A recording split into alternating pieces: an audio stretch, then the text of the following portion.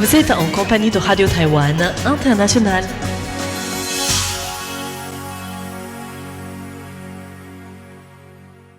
Bonjour à tous, vous êtes bien à l'écoute de Radio Taïwan International. C'est Meiguan qui vous accueille à l'antenne pour notre programme de ce mercredi 14 janvier. Dans un premier temps, le journal d'information qui vous sera présenté aujourd'hui par Floriane Dai. Ensuite, je vais vous retrouver dans le décryptage consacré aujourd'hui à la hausse de rémunération pour des enseignants du niveau secondaire et primaire annoncée fin décembre dernier par le ministère de l'Éducation. Et pour la partie de nos émissions thématiques, tout d'abord Taïwan dans toute sa diversité de Sasa, qui vous présente aujourd'hui le cas de la Pingdong Farm. Ensuite, pour les auditeurs qui nous suivent en ligne également, l'heure des musées de Myrionghua est dédiée aujourd'hui à la célébration du temps cyclique à travers les collections du Musée national du Palais. Une excellente écoute à tous en compagnie de RTI. Tout de suite, le journal d'information de ce mercredi 14 janvier en compagnie de Floriane Dai. Et voici les gros titres. 2 députées canadiennes écourtent leur séjour à Taïwan avant la visite du Premier ministre canadien en Chine. 3 autres rencontrent Lai Ching-te. Huang Guochang, de retour des États-Unis, annonce une version alternative au budget spécial défense. Enquête à Guangfu pour homicide involontaire après les inondations. 2 députées canadiennes écourtent leur séjour à Taïwan avant la visite du Premier ministre canadien en Chine et 3 autres rencontrent Lai Ching-te. Alors qu'une délégation parlementaire canadienne de 5 députés est en visite à Taïwan du 10 au 16 janvier, les députés Elena Jakjek et Marie-France Lalonde ont quitté Taïwan le 13 janvier en écourtant ainsi leur voyage. Ces 2 députés du Parti libéral ont reconnu que cette décision est faite suite à des recommandations du gouvernement. Le Premier ministre canadien, Mark Carney, effectue une visite en Chine du 13 au 17 janvier où il rencontrera le président chinois Xi Jinping. Interrogé à ce sujet, le président de la commission ministérielle des affaires continentales, Chiu Chue-jung, a déclaré hier soir « Le Canada est une nation démocratique où le Parlement fonctionne de manière autonome. Je suis convaincu que ces députés jouissent d'une grande indépendance. Nous suivons cette affaire de près et sommes convaincus que le monde entier observe toute coercition diplomatique exercée par le Parti communiste chinois. » Les 3 autres députés du Parti conservateur de la délégation canadienne, menée par Melissa Lantsman, ont rencontré le président de la République Lai Ching-te hier, affirmant la volonté du Canada d'approfondir les liens dans les domaines du commerce, de la sécurité énergétique, de la résilience des chaînes d'approvisionnement et de la manufacture avancée, tout en soutenant Taïwan aux institutions internationales sans subir le veto d'un régime autoritaire. Huang Guochang, de retour des États-Unis, annonce une version alternative au budget spécial défense. Le président du Parti populaire de Taïwan, ou TPP, Huang Guochang, a conclu sa visite éclair de 2 jours aux États-Unis où il a mené une délégation qui a notamment visité le Conseil national de sécurité de la Maison-Blanche et le siège de l'American Institute in Taiwan à Washington, et a tenu une conférence de presse à son retour ce 14 janvier au matin. Il a déclaré que le but de son voyage était de transmettre à la partie américaine les profondes préoccupations de la société taïwanaise concernant la loi sur le budget spécial de défense de 1 250 milliards de dollars taïwanais, soit environ 34 milliards d'euros, que le Parlement, dominé par l'opposition, a refusé d'inscrire à l'ordre du jour. Le ministère de la Défense va faire un rapport la semaine prochaine pour expliquer à huis clos les éléments couverts par ce budget à la commission parlementaire concernée. Mais Huang Guochang a déjà révélé que, conformément à la publication officielle de la Maison-Blanche, la valeur des 5 projets d'achat d'armes américaines ne s'élève qu'à environ 300 milliards de dollars, à peine un quart du budget total proposé par le gouvernement taïwanais. Après cette réunion, son parti présentera sa propre version du budget spécial de sécurité nationale. Nous attendrons le rapport du ministère de la Défense avant de poursuivre, mais je tiens à dire que le Parti populaire taïwanais proposera sa propre version. En ce qui concerne la version du yuan exécutif, je peux clairement affirmer à tout le monde que mon opposition reste inchangée. En outre, Huang Guochang a fait part à la partie américaine de ses préoccupations concernant les retards dans les livraisons d'équipements militaires et la question de savoir si les achats répondaient aux exigences de la guerre asymétrique. Il a également révélé avoir visité le bureau du représentant américain au commerce, le département d'État américain, le siège mondial d'AIG et le département américain de la guerre. Su Jia-chuen nommé président de la SEF. Suite au départ du président de la Fondation pour les échanges entre les deux rives du détroit, ou SEF, Frank Wu, le 31 décembre dernier, la porte-parole de la présidence Karen Kuo a déclaré hier soir que le président Lai Ching-te a nommé Su Jia-chuen à la tête de la fondation. Selon le gouvernement, Su Jia-chuen possède une riche expérience politique, ayant occupé les fonctions de président du Yuan législatif et président de l'Association d'amitié Taïwan-Japon, mais aussi chef du comté de Pingdong, ministre de l'Intérieur, ministre de l'Agriculture et secrétaire général du bureau présidentiel.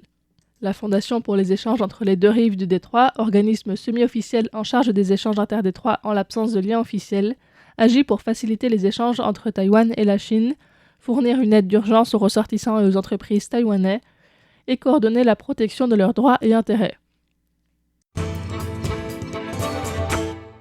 Enquête à Guangzhou pour homicide involontaire après les inondations.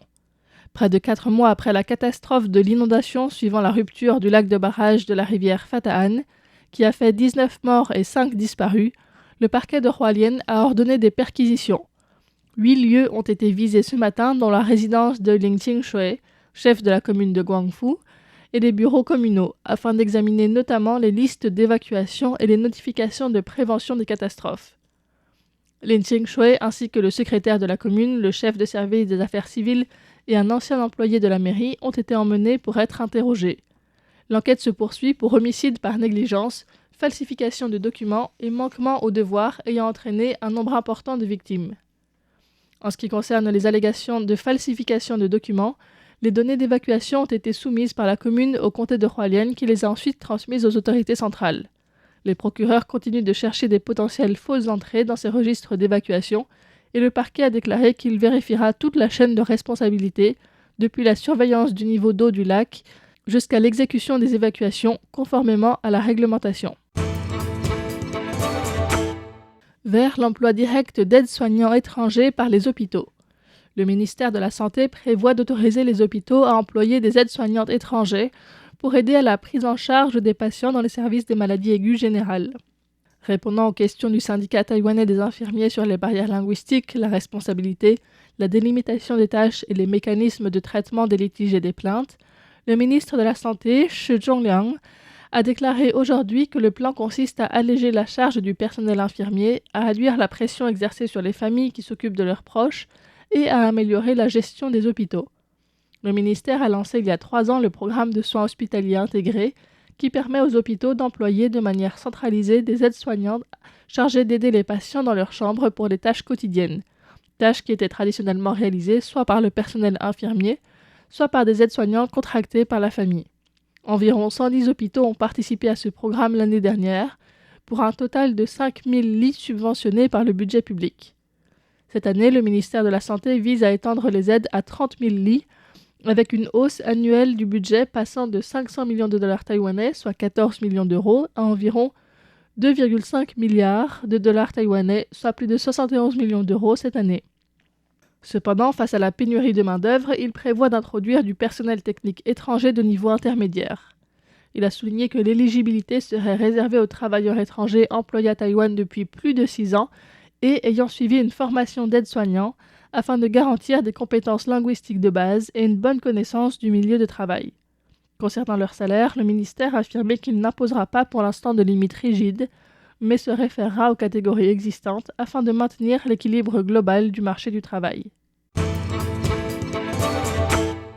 Critique du milieu éducatif et parental sur les risques liés à la PMA.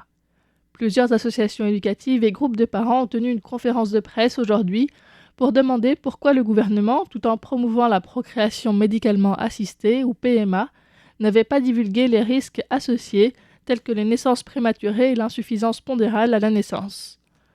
Le projet d'amendement de la loi sur la procréation médicalement assistée, qui ouvre la PMA aux couples de femmes et aux femmes célibataires en plus des femmes mariées avec un homme, a été présenté en décembre dernier par le gouvernement et est actuellement à l'étude au Parlement.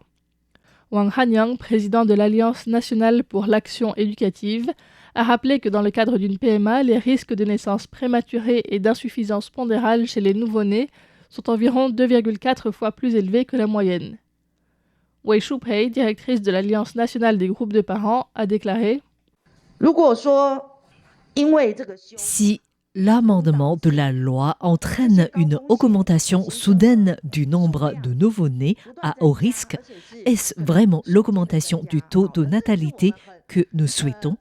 Cela exercera inévitablement une pression énorme sur le système d'assurance maladie et les services d'éducation spécialisés déjà mis à rude épreuve. Et c'est prévisible. Je me dois donc de poser la question suivante. Le gouvernement a-t-il pleinement pris en compte ces coûts avant de proposer le projet de loi ? Les associations ont souligné qu'elles ne s'opposaient pas à la PMA, mais ont fait valoir que les risques liés à cette politique ne devaient pas être transférés aux enfants, ni la pression reportée sur les parents et les écoles. Elles ont appelé le gouvernement à améliorer d'abord la situation actuelle avant de discuter d'une extension, à divulguer les risques et à améliorer les mécanismes de consultation. Le ministère de l'Éducation lance une application de saisie du taïwanais. Le ministère a lancé aujourd'hui une application pour saisir la langue taïwanaise qui permet de rédiger des textes avec les caractères spécifiques à cette langue sur smartphone et tablette. L'application intègre une fonction de reconnaissance vocale, permettant également de convertir la parole en texte. Le taïwanais n'ayant pas été enseigné à l'école jusque très récemment, cette fonction facilite l'accès aux technologies numériques dans le but d'accélérer la revitalisation et la transmission des langues locales. Le ministère de l'Éducation a établi une liste de caractères de référence pour le taïwanais et le Hakka de Taïwan, et Apple a achevé l'intégration des caractères supplémentaires dans son système d'exploitation en septembre 2025, les publiant officiellement dans la mise à jour iOS 26, devenant ainsi la première entreprise internationale à prendre en charge l'affichage de ces caractères au niveau du système. L'application intègre une fonction permettant de convertir les caractères en images, une option d'affichage pour les caractères pas encore pris en charge. Cette application, qui a commencé à être développée en 2024, est désormais disponible sur App Store et Google Play.